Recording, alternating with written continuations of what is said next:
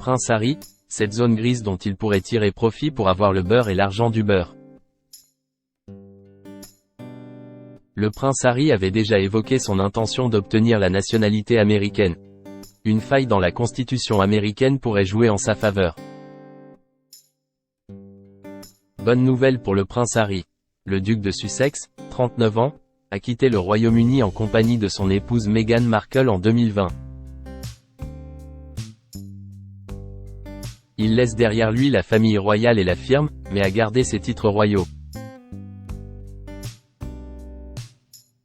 Récemment, le fils du roi Charles III d'Angleterre a désigné les États-Unis comme son nouveau pays, État habituellement résident. Même après ce choix du prince Harry vis-à-vis du Royaume-Uni, le doute subsiste quant à l'avenir de ces titres royaux. En effet, les titres royaux du prince Harry sont mis en cause dans l'éventualité d'une demande de naturalisation de sa part. Le prince Harry et son intention d'obtenir la nationalité américaine. Au début du mois de février 2024, le mari de Meghan Markle avait évoqué son intention de prendre la nationalité américaine. Les spéculations ont fusé quant au fait que le duc de Sussex ait à renoncer à ses titres s'il décidait de s'engager sur la voie de la naturalisation, indiquait le média britannique Mirror. Gita Gordji, avocate américaine spécialisée dans les questions d'immigration, avance que, non, le prince Harry pourrait ne pas avoir à renoncer à ses titres royaux pour obtenir la nationalité américaine. Elle s'appuie sur une faille constitutionnelle que le duc de Sussex pourrait utiliser à son avantage. Prince Harry, une clause de la Constitution américaine en sa faveur. L'avocate américaine indique que l'article I, section 9, clause 8 de la Constitution américaine, pourrait être la faille permettant au mari de Meghan Markle d'obtenir la citoyenneté américaine tout en gardant ses titres royaux.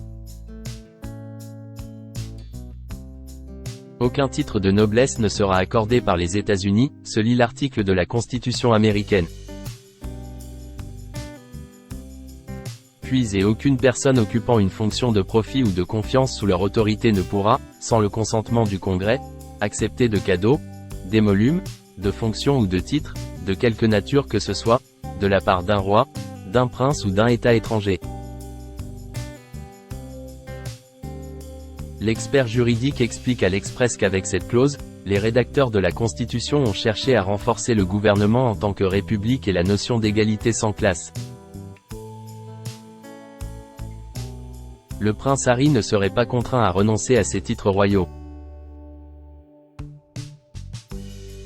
Comme vous pouvez le constater, rien dans la Constitution n'exige spécifiquement d'un citoyen naturalisé qu'il renonce à tous ses titres étrangers, assure Gita Gordji.